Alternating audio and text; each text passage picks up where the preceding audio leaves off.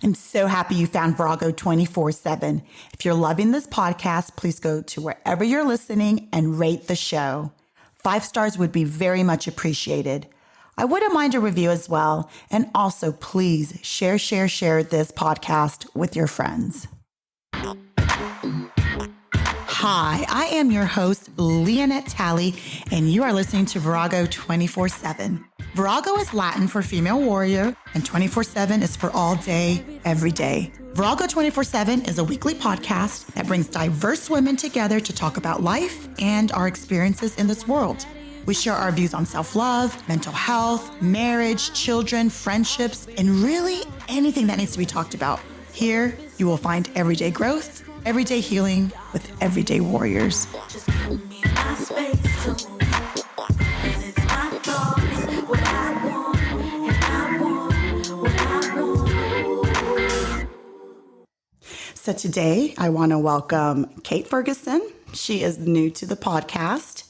I met her through Megan McNally, and if you are a frequent listener, she's been on a few of the shows. And she's your sister-in-law, correct? That's right. Yeah. So Megan had shared something on a group text, something that you posted. And I went to your Instagram and just fell in love with all of your posts. So Kate Ferguson is of Kate Ferguson Therapy and Associates. Mm-hmm. So you're a therapist? I'm a therapist. Wonderful. Yes. So if you can imagine, all of her stuff is just so inspiring. And I took this straight from your website, and it says that you all come alongside women as they navigate life transitions, parenthood, infertility, grief, their identity, and their purpose. And when I read that, I'm like, this is perfect for Virago 24/7, because the whole reason for me doing this podcast is to bring women on the show to share our stories and use our voices for good. And so welcome to the show. Thanks for having me. I'm excited to be here. So what else can you tell us about your, you being a therapist and how you started and why? Sure. How I got my start, it's sort of not a longest story, but when I was in undergraduate school, I was a journalism and women's studies student. That was my major and my minor. Nice. And I loved women's studies, which is really a lot about like hearing the stories of women and revisiting history with sort of these missing voices throughout. And I thought, wow, like I want to be a psychologist. So I took some psychology classes and I was like, this is not my jam, because it was very research based and not really that story and that learning and that connection wasn't there, which isn't to say it wouldn't have become that, but I quickly pivoted and I was like, I'm going to pursue journalism and women's studies. That's what I did. I worked as a news writer in Washington, D.C., and that was sort of what I was doing, but it was still about story that interested me. They teased me and called me the death reporter, because they would give me the stories of tragedy and death and bus crashes, because I had that, I think, just empathy and interest in, kind of the whole story. So I'm going on and on. I went into therapy for myself and discovered sort of this world of other kinds of mental health professionals. So licensed professional counselors, which is what I am, marriage and family therapists, clinical social workers. And that area of study really was what I ate with a spoon. And it was more clinically focused and less research-based. Okay. And that's sort of... I love that. So you and I were kind of on the same path, it sounds like. So I went to college wanting to do psychology, and I'm going to be a therapist and I'm going to help people, especially like children. And then that first year I was like, oh yeah, no, this is not what I wanted. And so I switched to journalism. So I ended up graduating. So I ended up graduating with a journalism degree, but yeah, I wanted to do television and radio or both, or, and then I got pregnant and then I got married really young. So then I went down a different path, but yeah. Okay. But I wanted to do what you were doing in Washington, D.C. Yes, okay. Yeah. So that's neat. That's very interesting. Neat. Yeah. And now I started this podcast because I want to, do what you're doing, is to give women a voice and come alongside them. And it's also just to, as you get older and you get married and you have your children, you feel like you're doing life alone, especially here in the United States. We're very like isolated. Yeah, we have our friendships and we have our families, but we all feel like we have to do it by ourselves, and we're going to just have to chug along as women and you know, stay strong and just keep our emotions under wraps. And that's not good for our psyche. And I'm seeing, just talking with my friends, that it's just not healthy for us. We have to come alongside each other and talk about it and realize that we're not alone in our journey. So that is so cool that you would see. So I just met Kate today, so I didn't know any of these things. I did read a little bit on the website. I was like, we kind of were on that same journey. Well, that's interesting. Yeah. You know, that part of the story is not, you know, on my website, but that's very synchronicitous. Yeah. So, you know, when you were nodding, when I was like, you know, the psychology classes are not what I thought. And they paled in comparison to what my women's studies classes were like. So I was like, well, I guess I don't want to be a therapist, but I did. I just had to. It's just different, like a different, I remember it being very, because you went to UGA, right? University of Georgia. Okay, that's where I went.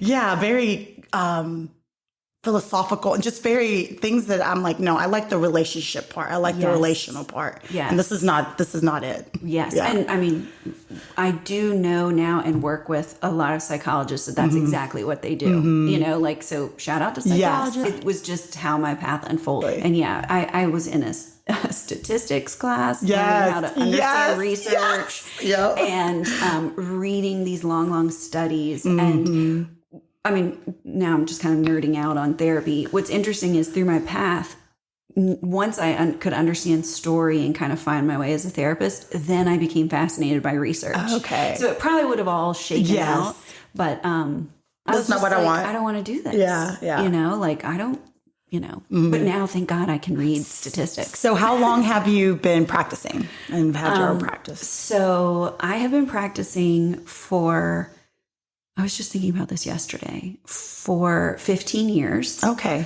And I did take a break in there when my first child was born, which relates to the work I do because I had terrible postpartum anxiety and depression. So 15 years I've been practicing. I've been in private practice now for almost 9. Okay. And I actually think I'm so bad with dates. They're kind of a blur. I think it might be longer. It could potentially be 17 and 11, but I'm not sure. Yeah. It's been a long time. Yeah, it's a long time. A long time. I have a mentor in my life who for years has been like, you're an expert. And I've been like, I don't know. And in the last couple of years, I'm like, yeah, I'm an expert. I'm going to take that. Yeah. Like, I'm gonna own it. Own it. Yeah. I'm dumb about a lot of other things, but this you're good at. I'm owning it. Yeah, so. I can tell with what the things that you post. So when you said that with your first child you had postpartum anxiety, yes. What is that exactly?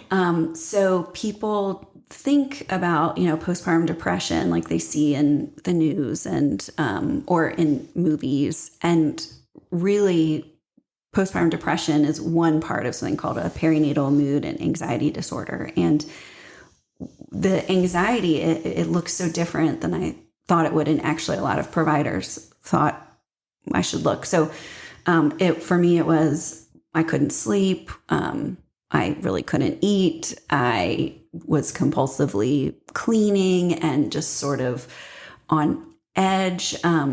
A lot of times people think, oh, if you're attached to your baby, there's nothing wrong. But the anxiety made me, I would say, overly attached, like making sure she was breathing. And, you know, when I would sleep, waking up and being like, where is she? Where is she? And that's normal for a couple weeks postpartum, but you shouldn't be doing that when your baby's 6 months old, you know? Yeah. So, and that little piece of my story is already working. I was already working with women. I had my daughter, my firstborn, who's 13, and,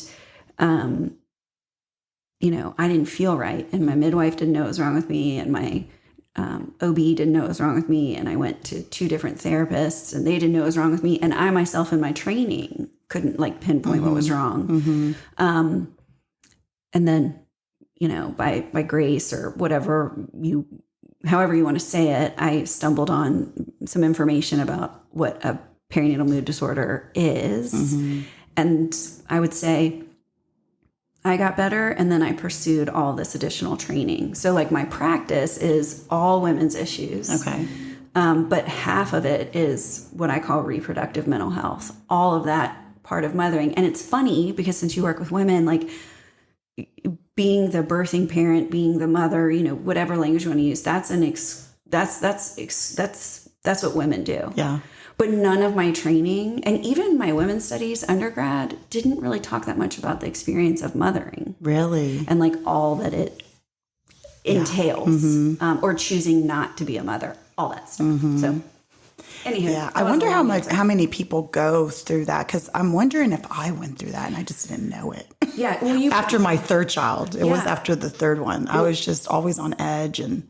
You probably did. You know, a conservative estimate is 20% of women, so 1 in 5, but that's self-reported. I think it's much higher. And Leonette, it's funny that you're saying this because when I talk about it, I can't tell you the number of times, especially for someone like you who's very, I mean, if you're doing this work, you're empathetic. Yes. You care about connection. I think there's a connection there between emotional sensitivity and birthing and hormones.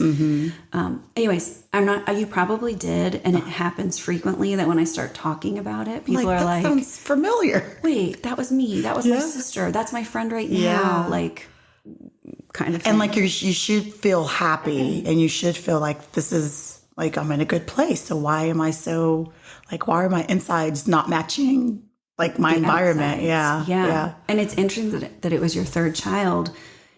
Every time you give birth, if you've had a perinatal mood disorder, you're more likely to have it again. Really? But if you haven't, every time you give birth, you have the same vulnerability to it. So it sounds like the first 2 you missed it, but maybe the third.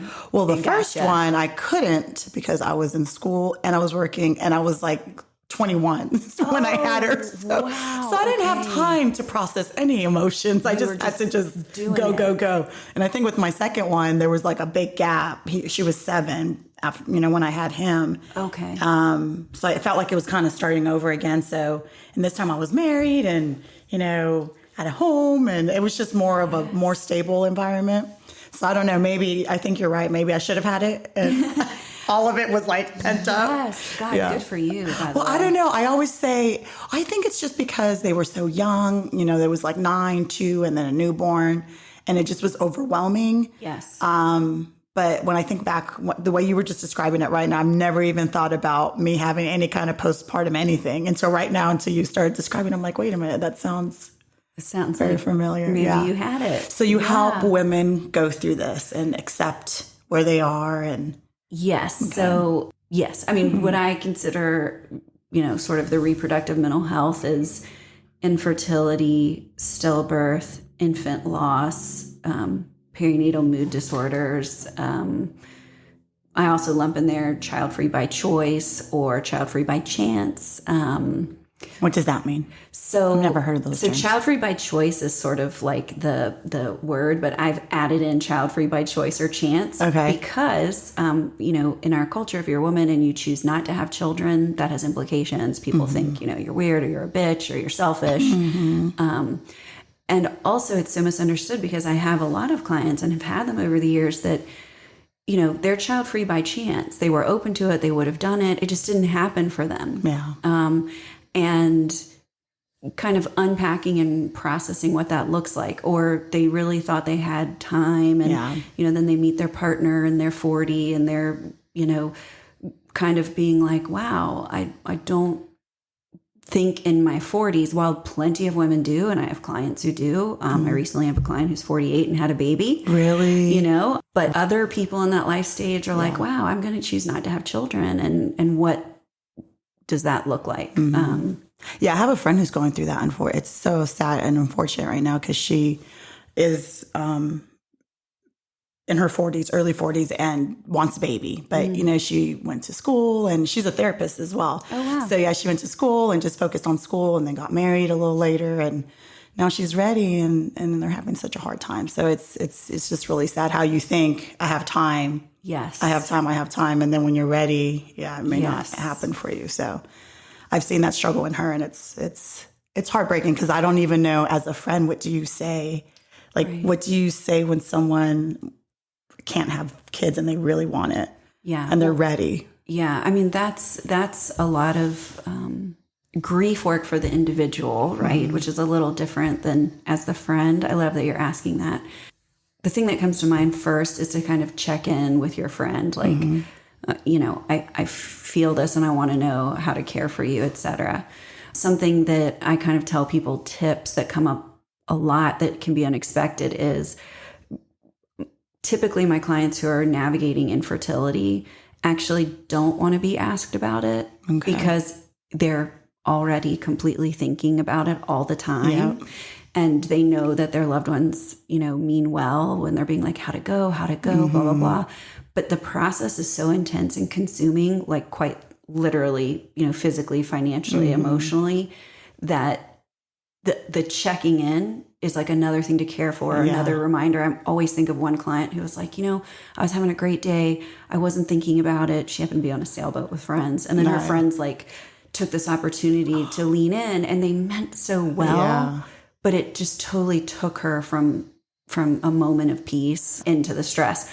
But of course, check in with your friend, because your friend might say, actually, I want you to text me every day. Just like I'm pulling for you. I'm praying for you. I'm thinking of you, Because it's that I try not to mention it as much, and I did ask her, and she does want to talk about it every now and then, but because you have so many questions. Yes. Like if you have, and I've known her since we were teenagers, since we were in high school, so it's a long friendship, and you want to know the process, and you want to know like the feelings and all of those things. But it's like, and I asked her, am I prying? Am I asking too much? She's like, no, she likes that. And she's also a therapist, so she gets it. Yes. So she's okay with, doing the whole scientific explanation. But yeah, as far as like the emotional, I try not to pry too much. Yeah. Because, it's heartbreaking. It's hard. Yeah. It's hard. Yeah. I love some of the things that you post about self-care. And there was one thing that you posted, and I don't know if you remember, because I was just kind of going through your Instagram, social media self-care versus real self-care. And I absolutely love that. I was reading it, and you have the little cartoons, and I was like, it makes sense. I have a lot of thoughts about self-care, sort of the Instagram or the social media versus real, because social media sort of makes self-care be like a bubble bath, Yes. a massage, Read a book. Wake up early so you can have time to yourself. Yes. P.S. Most women are so sleep deprived. Yes. Go on a girls' trip. And also, this is sort of a side pet peeve of mine, but, in real, like, boozy, which is, actual self-care, enjoy your drinks if you want to, but it's not good for you. It's not self-care. No. It's like dessert. Exactly. You know what I mean? Yep. And so real self-care, it should, it's individual. It should fit into your life. It's restorative, and it can look all sorts of ways. And it can surprise you the way it looks. Like for my own life right now, I'm making some big changes at work in my business. I'm going from being a group practice of 6 people to just me and one woman, Jess, who's going to kind of handle the online demand. Okay. And the self-care piece there is that I needed my work life to flow more easily with the rest of my life. And it's hard to explain. But then when I got that right, other things flowed more easily. Yeah. Like, I'm going to sneak in a walk. I'm going to sneak in these things. But none of it looked like, oh, I'm going to take spend $2,000 and go to the spa for 2 days. Yeah. And, that's so and it's fun to do all those things and the girls trips and stuff. Fun. However, Totally it's fun. so temporary. And then you have to come back, quote unquote, to your life, to normal living. Yes. Like, I'm trying to form a life for myself that I go on vacation, but when I come home, it's not like, oh my gosh, now we must go home. It's like, okay, vacation was great. Now let's go home. Yes, my safe haven, my comfort, my peace. And that's what we're trying to cultivate in this home, is that we're not going to go back to regular, life. Like, it's always such a bummer. I'm like, I don't want to go back to something that I'm like, not anticipating. I want to go back to my safe haven. Yes. So yeah, vacation was great, but let's go back home because it's just as great. So, yes, like building a life you don't have to escape from. Exactly. And it's not going to the spa or, all those, getting your nails done, even though I love that stuff. Oh, totally. I love it so much, but it's very temporary. It's not fixing like the inside part of your self-care. Think about it, like for some women, getting their nail, you love it, so it's self-care for you. For other women, they're like, it's a to-do. Yes. I got to do it because it's important for work or, whatever. But it's not. It's a to-do, right? Exactly. And so everybody's different. And some don't like getting their nails done. That's not fun for them. They don't want to be touched. They don't want to be massaged. They don't want to sit still. No. I mean, I have a girlfriend, she doesn't want to get her hair blown out when she gets it cut. She does not want her nails done. I mean, she can't sit still. So she's like, I will do the necessary maintenance to like get back to whatever she is doing. So. Well, I love that. That stood out to me because you do see all these things online and Instagram and Facebook of you should do this and you should do this. But when you sit down and think about it, like what is best for you? I love that it's individual, that it's don't tell me what to do. Yeah. And I have to like figure that out for myself. Yes. Yeah. Okay. You just said I have to figure it out for myself because I probably should say more about that sort of in the therapy room, rather than being told what self-care, which is social media, exploring for yourself what is. And sometimes there is a deeper work that has to be done because if you're just a constant people pleaser and you're just kind of caretaking everybody, you can have lost your voice so much that you don't even know what is really restorative to you. And what will happen is, so if anybody's listening, I'll work with someone and they go and they say they get their nails done and they come home and they're just pissed. Yeah. I don't know. I hope that's okay to say on this. Yes, you can say pissed. They're just pissed. They're like, this is supposed to make me feel good. Now I'm irritated. Now my partner is like, where have you been? Are you ready? Blah, blah, blah, blah. And we have to kind of unpack like, I don't think that was your self-care. Yeah. And sometimes people want their self-care to be easy. And if you have a lot of responsibilities in your lives, you also have to take responsibility to manage those things so you can rest. Like maybe you don't think your husband or partner should, have to be told to watch the kids for you to get away. But if that's the truth and you want self-care, you got to ask. Yeah. I think so now, I'll be married 16 years next month in September. But in the beginning, congratulations. Thank you. But in the beginning, that was one of the things that I was not confident in, is to ask for what I want, because you just assume he should know and Yes. But guys are so different than women. And he had to sit me down one time and was like, I cannot read your mind. Yes. But you should know these things. Yes. Because like the women, we have all the mental load. Everyone hears that. But we really, truly do. We have to know all of it. Inside the house, outside the house, everything. All the time. And they're just focused on the one or two things. But I have zero problems now. Like after he told me that, and I'm like, all right, I'm going to try that out and see if it works. And then, okay, he responded well. And it is what it is. Like, why are we going to argue over, you should already know these things? Right.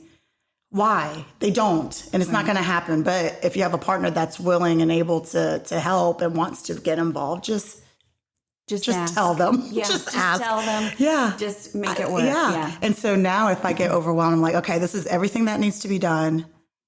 And he'll like, okay, I can do this. And I'm like, perfect. And it works. Yeah. And it works so much better now. And it is what it is. I used to get so pissed. Like, why do I have to tell you? Like all the things. I know what all the things are. Yes. Why don't you know what all the things are? Yes. But I do give him praise because the one thing when the kids were younger, I never had to like call and be like, or leave the bottles ready and the food. Like some women do that.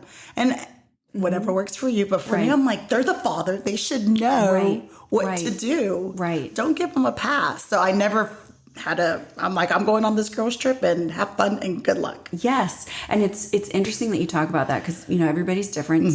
There are some, I think, tiny minority of women who will write everything out for their husbands and leave the bottles and here's the dentist and here's the thing. But for more of us, we're over functioning and then building resentment. Yep.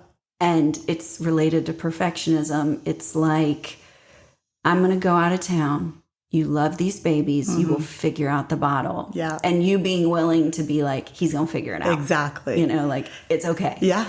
Well, I think the resentment comes in also when women feel like it has to be done the way I do it. Yes. And if it doesn't get done the way I do it, then it's not the right way. Yes. And I had to let go of that too. It's just Me like too. as long as they're fed and bathed and clothed and even not bathed, I don't know. As long as they're fed, that's my number one thing. Yes. Then I don't care if they have the mismatched clothes when I get back home. Like Yes. it's not that big of a deal. Right. Yeah. Right. I mean, full stop. Yes, Yeah. exactly. Doing our work to let go of some of that so that. I for sure had to work so hard on that. Oh, it's hard. Because the anxiety that comes with that, like it's not being done my way. It's not being done the way I would do it. I had to let go of all that and just, he's doing what he feels is best in his way for the children. They're his children too. Yes. So yeah. Yes. So the other thing that I saw, and I don't remember exactly the details, but there says 6 things you don't need to feel guilty for as women. So we did have, I did do a show on mom guilt. Oh, cool. And all the things. And actually, Megan was on that one. And we just kind of had a conversation about what makes us feel guilty, whether you're a working mom, whether you're a stay-at-home mom, whether you spend enough time with them. So what are the things that we don't have to feel guilty for as moms? Most things. Yeah, I agree with you because I remember in that show, I'm like, I've learned that I don't feel guilty for really not anything anymore. Good. And I feel guilty saying that sometimes, but it's been a process of letting a few things go where this is my me time. I do spend time with you, so I can't feel guilty because I already spend time with you. Yes. And So the reason why I say most things is I think the root of a lot of mom guilt, and you may have covered this on your show, is just sort of this like, ridiculous media, patriarchal high bar, and we're just falling short, and there's guilt there. Yep. And has everything to do with really control and keeping women small and keeping women not feeling well and not loving their partners well and not enjoying motherhood more because they're just thinking, I'm falling short, I feel guilty. So when I say like most things, I think there is appropriate guilt that helps us know I have done something wrong. My conscience is bothering me. I need to, apologize, make an amends, change behavior, right? Like an example that comes to mind is if you drink and drive with your kids in the car, you should feel guilty. Yes. Guilt is appropriate. Yes. Not should. I mean, should is such a strong word, but that would be appropriate guilt that would tell you like, I'm not going to do that next time. Next time I'll make a different choice. Yeah. Most of the rest of it, like, oh, my kids have all processed food in their lunch. Okay. I went to work out instead of going to a parent meeting. Yeah. Okay. Yeah. I work. I mean, gosh, that's a big one. Like working mommy guilt. It's like you work, you provide for your family. Exactly. You hopefully have an outlet that you love. There should be no guilt in that. I just said should twice. I don't mean should. Don't should on yourself, but let there be none. Yeah. Anyways. Yeah. No, I agree. I think the biggest one was the working mom thing came up, and I've been both. I've been working mom and a stay-at-home mom, and it doesn't matter. You feel guilty no matter what. Yes. So you always think the other side has it so much better, and whether you're working or not, and it's all the same. It's all the same. It's just different circumstances, but same feelings that we have towards our kids and our home and what is expected of us. And yes. I mean, I think about that, because there are sort of, they call them, the mommy wars between women who work inside the home and women who work outside the home. And again, like if we could let that go and just sort of be for each other. That is the worst though. When I read stuff like that, I'm like, calm down. Yes. Like, we're not competing here. Like, are you going to get a gold medal? Like, are we all winning $1 million for being the right side? That's so infuriating and frustrating. Why are we fighting? Well, I think it goes back to not really knowing our own voice, what we really want for ourselves, what's really right for us. And so we sort of compare to figure out like who's going to get this right or wrong. Yeah. Also, if we're not confident because we haven't done the work in our choices, then we make the other wrong so we can feel right. Exactly.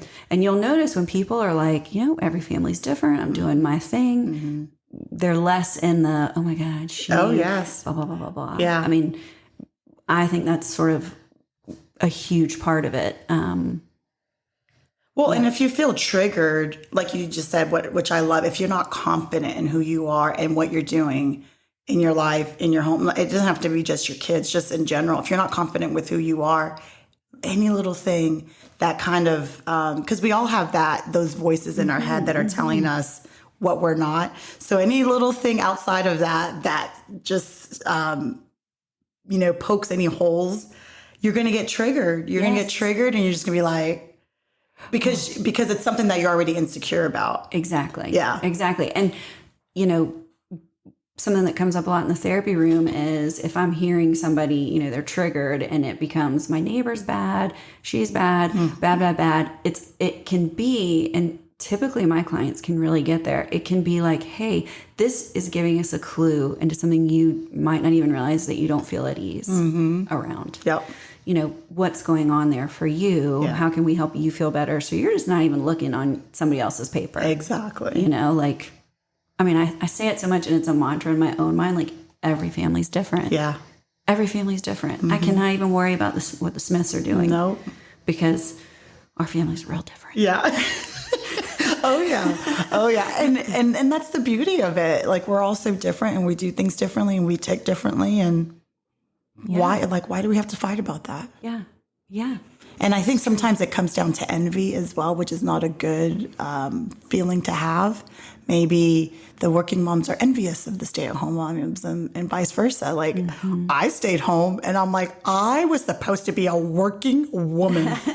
I should have been rocking and rolling in the career field. Yes. That was my mindset. And I'm like, and here I am at home with these 3 little rugrats. Like, what the hell happened? Yes. Yeah. So it was one of those where, can I go to work with you? And then I had an opportunity to go. Well, it was something that I didn't really want to do, but I was, my husband's a dentist and he has his own practice. So I went a few years ago, went back to help him and then ended up staying for a few years. And I'm like, yeah, no, this is overrated, this working thing. I'm like, this is not what I know. I don't know what I was complaining about. So it's like, you're never satisfied. So just be happy where you are. Yeah. Because I feel, I believe in God and I have this faith and I'm like, he puts you where you're meant to be at that moment. And I've learned that. It's been a hard lesson to learn, but I've learned it that I was meant to be at home and I was meant to be, at the practice and I was meant, every moment in time I was meant to be there and to learn and grow. And you don't know it while you're in it, but when you step back, it's like, oh, okay. Yes. It was meant to be. Yes. That had to happen that way. I love that you're bringing that up. I mean, some people call it a higher power, God or Jesus or, spirit or whatever. But in my work, you don't have to believe in a higher power to find that flow and serenity. But when people can, it's a lot easier. It's a lot easier to kind of look back and be like, oh, that thing that felt terrible was all for a reason. And so maybe this thing is for a reason too. Yes. Yep. And I mean, in that way, I worked with a woman who I'm going to change, but she had so much spiritual abuse and things in her story and trauma in her history that she couldn't pray to God, so she would call him Fred. That's not what she called him. I'm changing it just in case. But, and that's kind of a little tangent there, but it was cute. For her, it was like Fred. Yeah. But she knew what it meant and it helped her to see, evidence of Fred's grace. Yeah.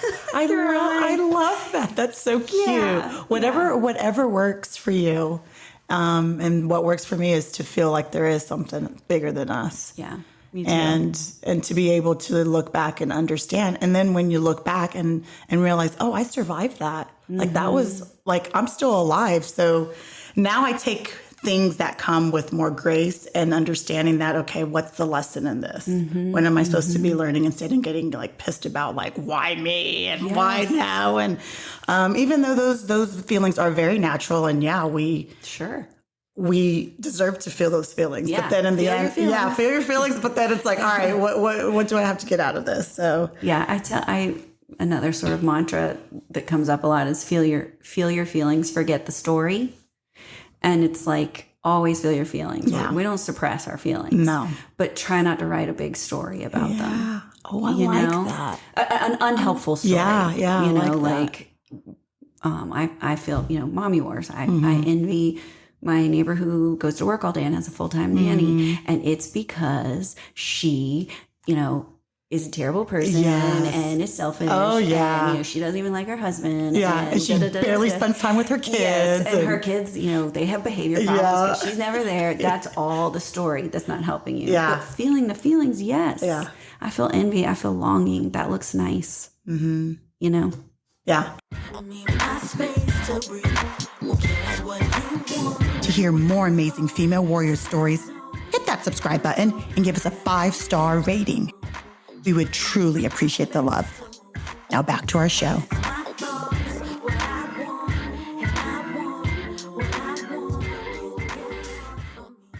The other thing that I love to talk about is boundaries. And I saw that you like that too. I love it.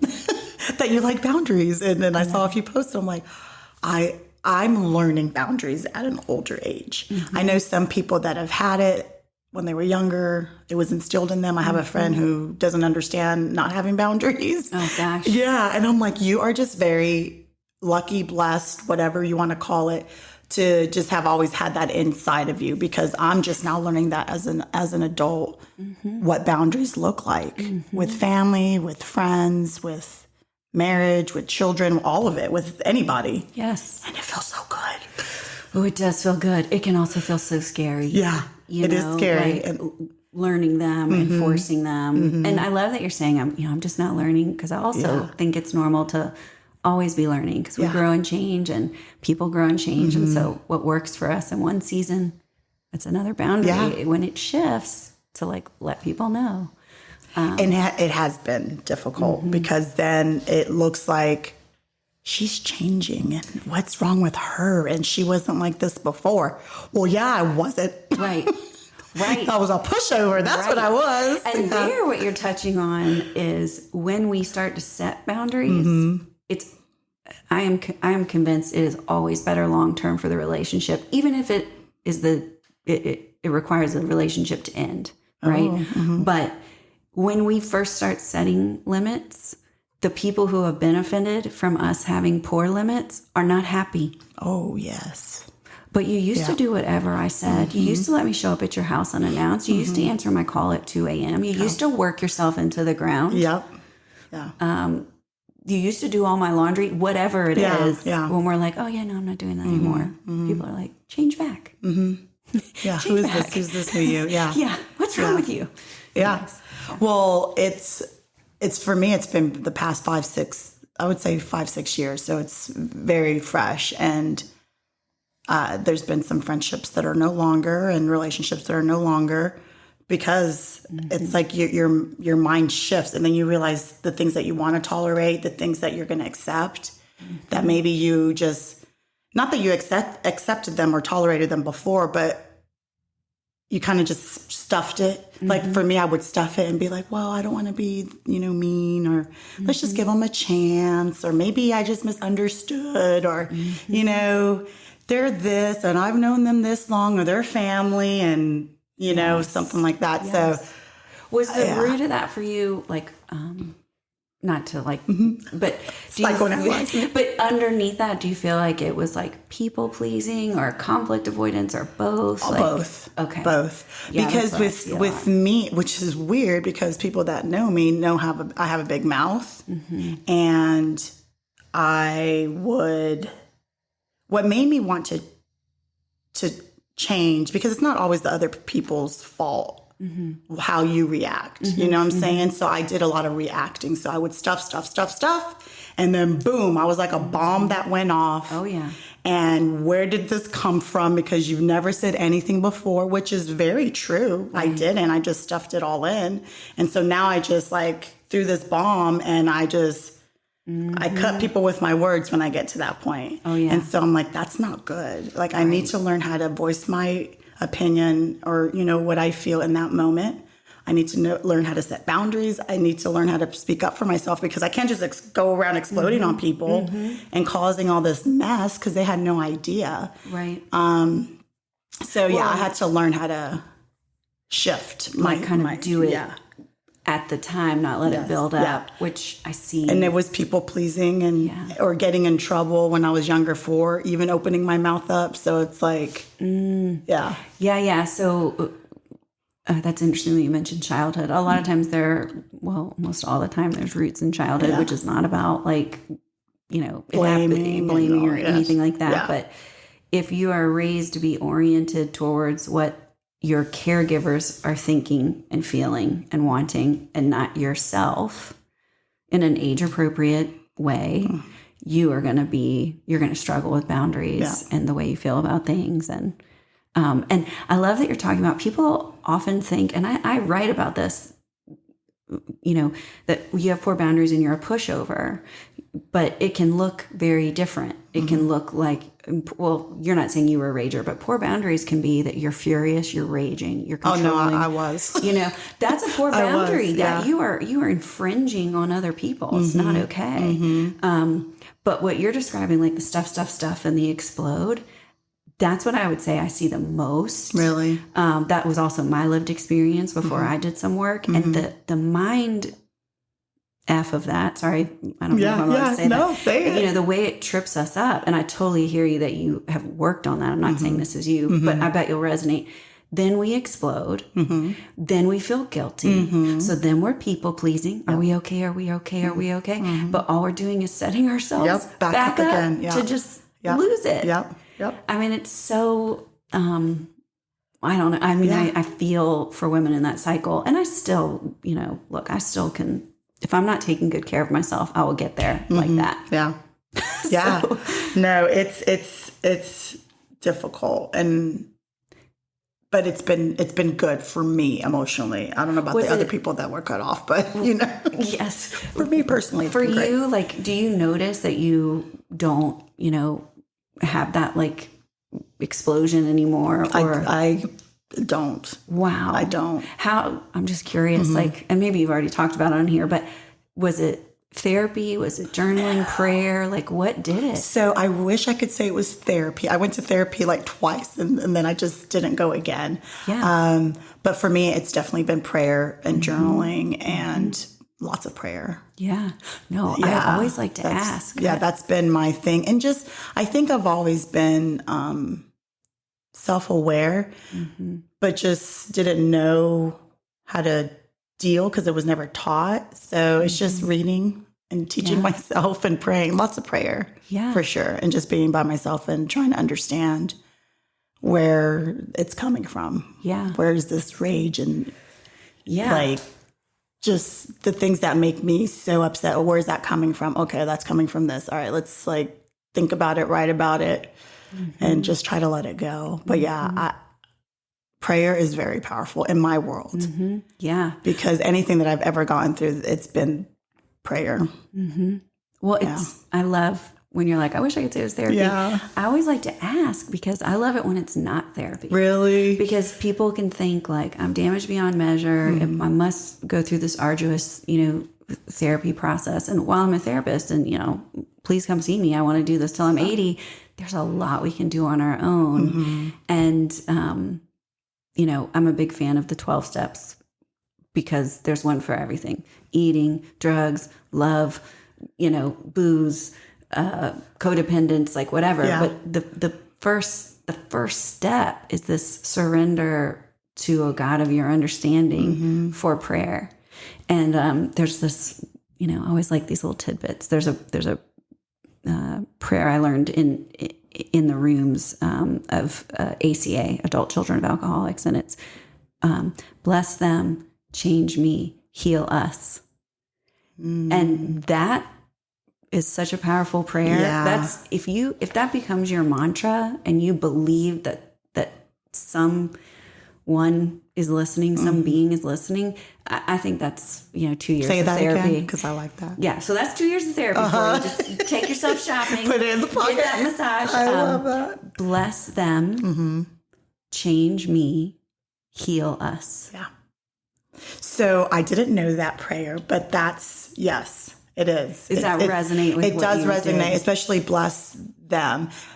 People that I've shut out, they're not evil. They're not horrible people. Because I think a lot of times it's like, well, they're not that horrible. Why don't you forgive them? Or why don't you speak to them? I don't think those things. I want them to be blessed. I want them to have healthy, thriving lives. They just don't work for me because my trigger, then the way I respond is not good. Yes. And I can learn, and I'm learning through doing this podcast, actually, just having people on and them, just me listening, that I can still be around them and learn not to react that way. I could, and I feel like I've grown and I could do that.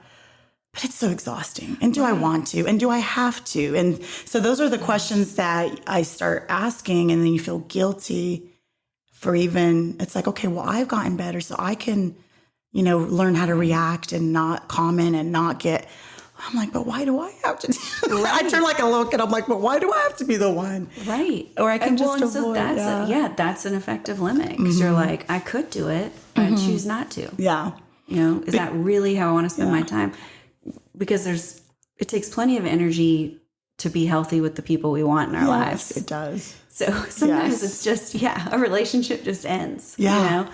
And it's sad. But I love the bless them one, because just because I don't speak to you doesn't mean that I don't want blessings on you. And I just want my healing, and I want, me to change. And so that's beautiful. I'm going to keep that with me. It's not mine. No, it's not yours. It's just from the rooms, as they say. But it's powerful. That's so powerful. So what do boundaries look like? I love this conversation on boundaries. What does that look like when we're talking about it? People are probably like, what the heck? Like, what does that mean? What does that look like? Because it is super hard to define and to actually do. Sure. Yeah. I think of boundaries, there's sort of internal and external boundaries. So external boundaries are, interpersonal with other people. It's sort of like, this is how you can touch me or not touch me, handle my things or not handle my things, take up my time or not take up my time, right? It's sort of these interpersonal, external things. And I do make the point about the touching and stuff, because I work with women and we are enculturated to accept, belly touches when we're pregnant and people touching our hair or like giving too long of a hug. And it's a great low-hanging fruit way to practice, like, oh, thanks, I'd rather shake. Or, anyways, that's just a little side note. So that's sort of the external stuff. The internal stuff is like not letting people take up space inside your head, who shouldn't be there. I'm saying shouldn't again, who we don't want there. Yeah. Knowing yourself, doing the work to know your preferences, your way of being, what you like and don't like, so you can assert that in your life. Period. I think that's sort of, what that looks like. And that might still be too vague.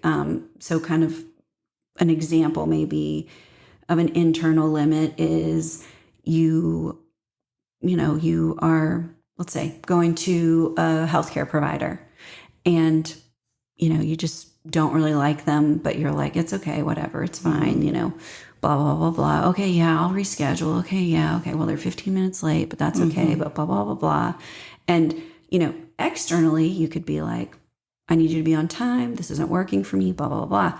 Or internally, you could notice, I'm caring more about this person that I have a professional relationship with. And your husband's a dentist. There's 100 dentists in Atlanta. There's thousands of dentists, but, I'm doing all this work. Or internally, I can say, my preferences matter. I don't need to interrogate them. This isn't working for me. I'm going to call a new dentist. Yeah.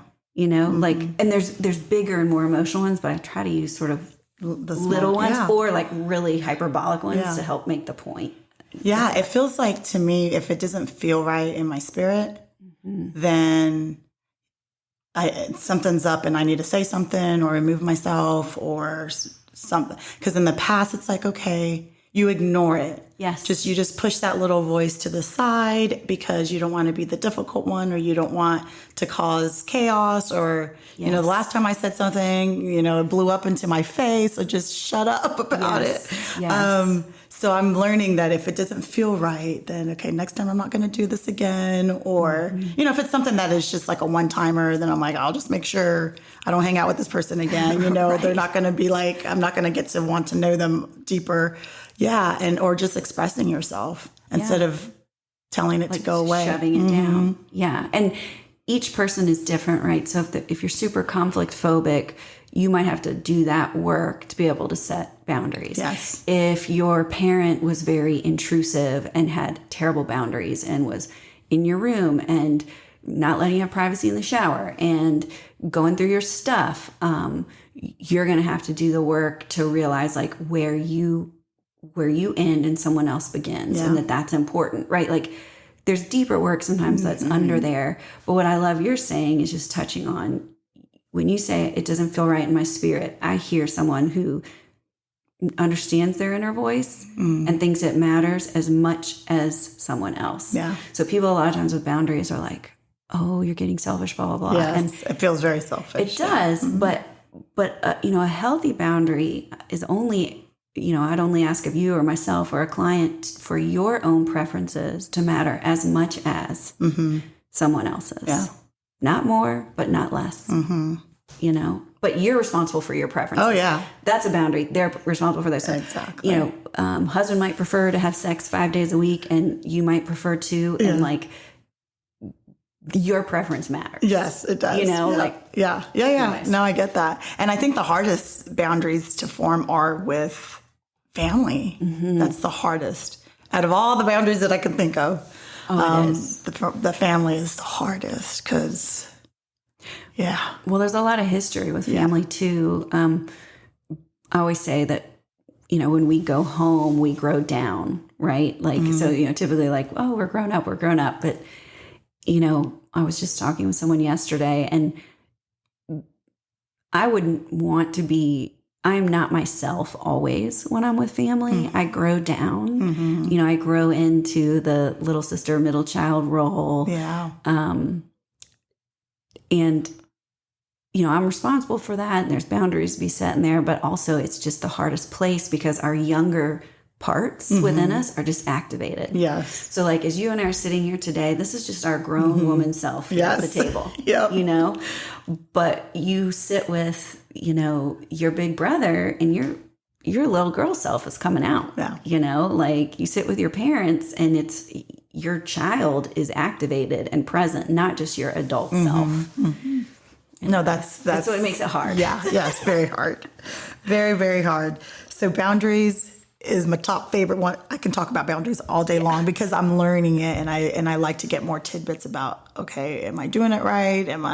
But what is doing it right? If it's right for you, then it's right for you. But I'm learning that as well because I'm always like, am I doing the right thing? Is this right? It's always second guessing myself, which is going back to feeling guilty of my feelings. Right. Yeah. Yes. And in terms of doing it right, one thing I will say is, you know, that a healthy boundary, not a right or wrong boundary, but a healthy boundary, something to remember is that, you know, it's effective and it's enforceable by you. So sometimes people will say like, I'm gonna have to set a limit there, but they're not actually doing it. My point being, let's say you're married to an alcoholic and you're going to a party, or let's not even label this person alcoholic. You're married to someone who you think drinks too much and makes you uncomfortable. So an effective boundary is not, you better not drink tonight.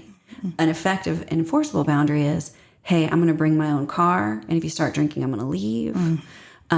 Hey, we can ride together, but I'm going to take the car and you can Uber. You know, that is effective. It's clear and you can totally enforce it. Yeah. You know, so I like that instead of saying you better not. Yeah. Because how are you going to enforce that? Yeah. Right. Or, you know, you're going home to your family.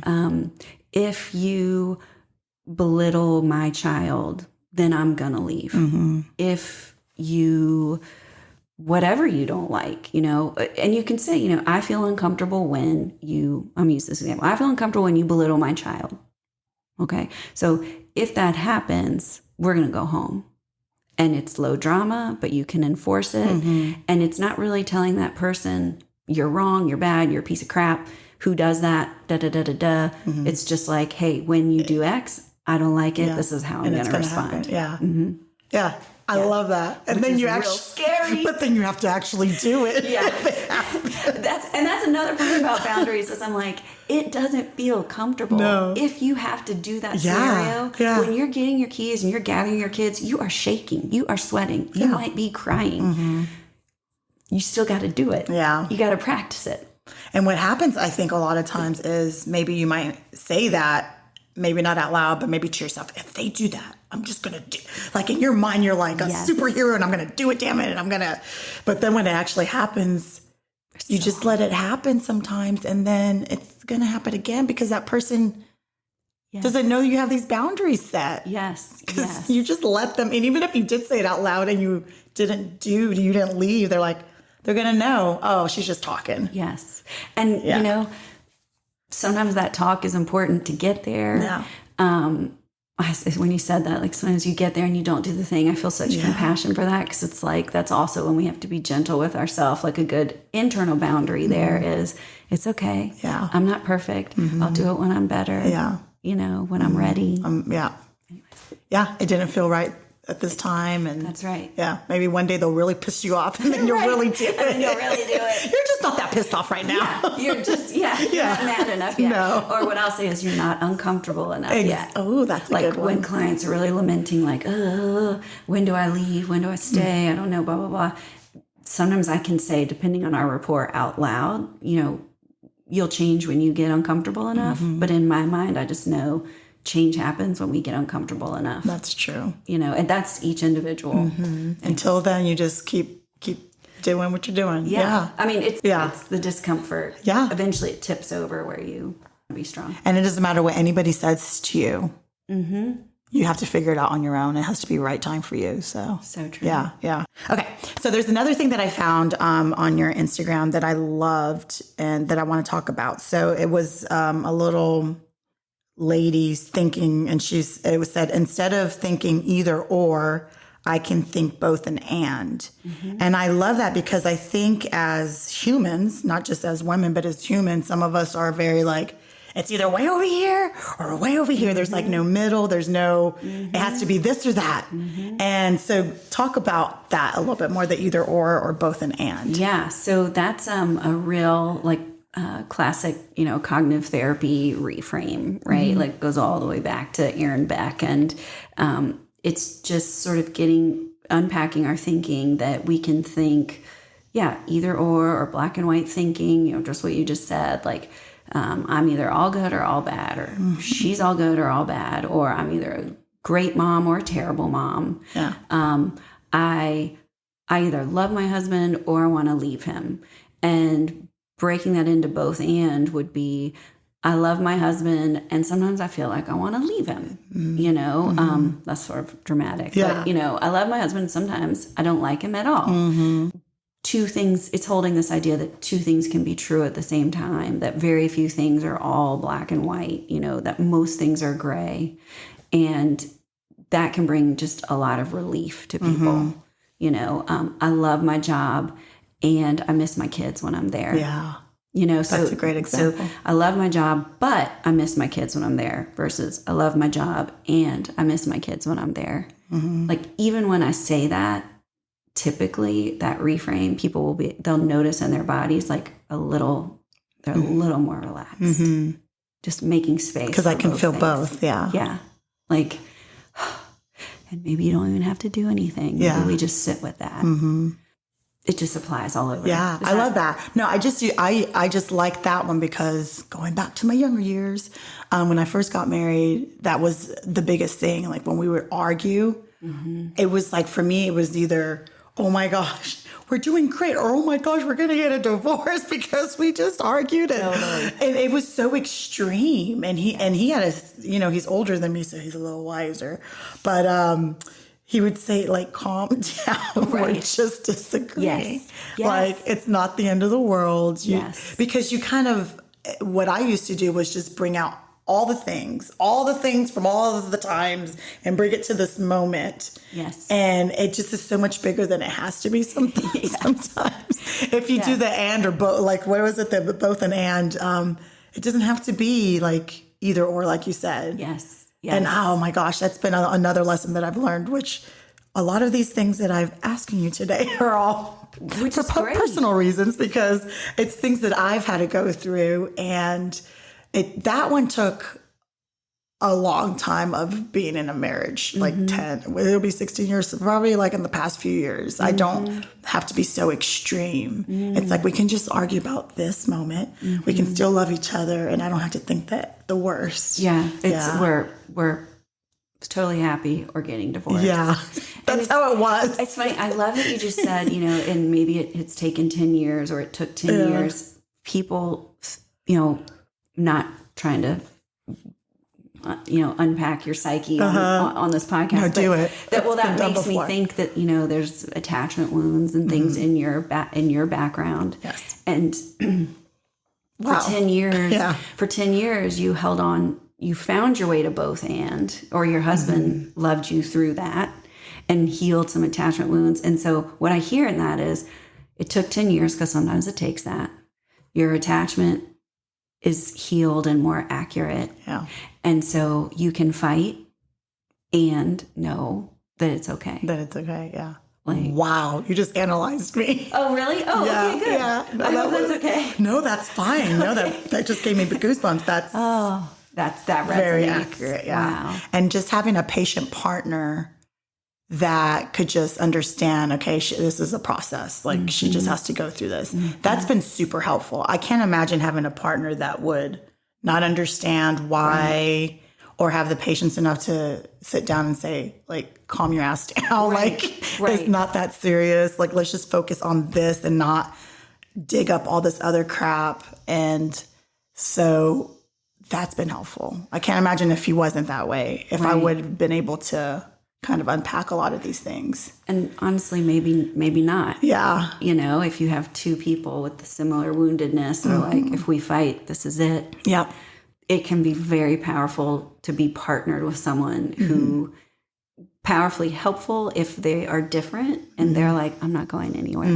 Not going anywhere. Yeah. People fight and they stay together. This is a part of two adults in relationship. Yeah. We fight. Yeah. We're two different people. Versus if somebody's, there's all these different attachment styles, but if what I hear you saying is, like, if both people are kind of going through similar struggles or are trying to get rid of similar baggage, it can be hard. Yeah. So I'm so very thankful that it wasn't that. I had a lot of baggage, and he was there.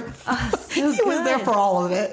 That's so good. and still is. Not that all my baggage is gone, but it's a process. But he sort of was steady, but you just analyzed my whole child. Yeah. Oh. Yes. No, that's really, I didn't think of it that way. Wow. Ever. Wow. Well, you want to tell me more about myself?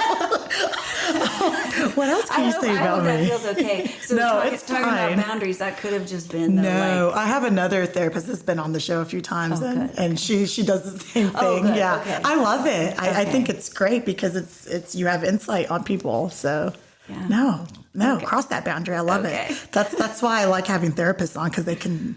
Yes. You can only say a few things, and they already kind of can just pick up on the big picture. So that's good.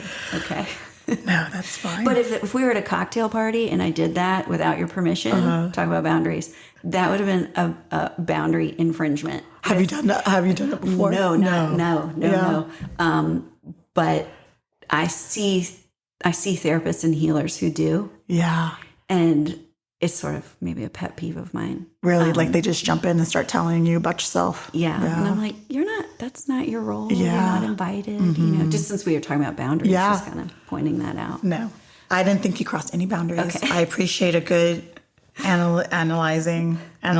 Is that a word? Yes. It is. Yeah.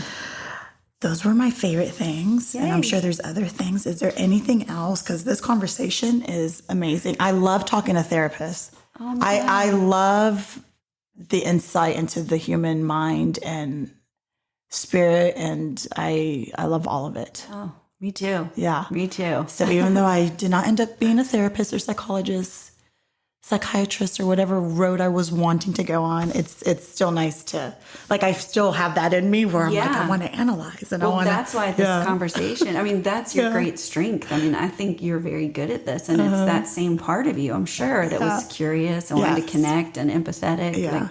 And understand why people are the way they are. Yeah. And not just understand people, just understand myself too. Yeah. It's been fun and actually it has not been fun going on this journey, but it's rewarding on the other side. You go. Yes. That makes sense. When you're going through change, there's a lot of tears. That's right. Lots of tears. Right. Lots of crying. True. Lots of purging. Lots of letting go. Letting go of things that will never be answered. Questions that you're never going to have answers to. Yes. That's the hardest when you go through these journeys. There's an and, right? Because that comes up for people. You know, my mother was mentally ill and I might not ever understand all the facts of that. Yeah. Why? Yeah. You know, I lost a baby I really wanted and I might not ever know why, you know, like, I think that's the hardest thing to let go. Yeah. Yeah. Is we want answers. To understand the need for answers. This is why I love romantic comedy so much. And my family, like my husband and my kids, make fun of me because they all end in a very like happy, wrapped up in a little bow story. And so they make fun of me because they're like, Mommy, you know they're going to end up together. And I love the Hallmark Channel because that's, I think, my inner child wish that I can have something wrapped up in a bow. Yes. And all my questions answered and everything, you know, the whole picture, the full picture I can look over and see, okay, why these things happened. I love that. But since I don't have that, I literally love the Hallmark Channel. They're like, it's the same. My youngest, my 11-year-old, she's like, it's the same like format. Yeah. You're like, exactly. Yeah. I love it. That's exactly what I said, Kate. I was like, exactly. That's the point. And I love it. That's exactly what I told her. She's I get that. You're like, listen, in the world, it is totally unpredictable. Yes. I don't need that in my movies. Oh, yeah. Okay. And sometimes we'll watch a movie and then they do like, in 2020, like if it's a true story, they tell you what happened after the movie ended, and you know, and my husband looks at me, he's like, you loved that, didn't you? I'm like, yes, because I know what happened. I don't have to guess. I don't have to write my own story. Yes. Yeah, or my own ending. That bit where then like, the screen pops up and it's like, Joe and Sarah went on and da-da-da. Yes. Oh, yeah. Yes. I love it. He looks at me. He's like, you feel good. I'm like, I do. So they know me well. But I think that's why, because in real life, you don't get all the answers. And you have to be okay. That's right. You have to get to that point, which has been hard.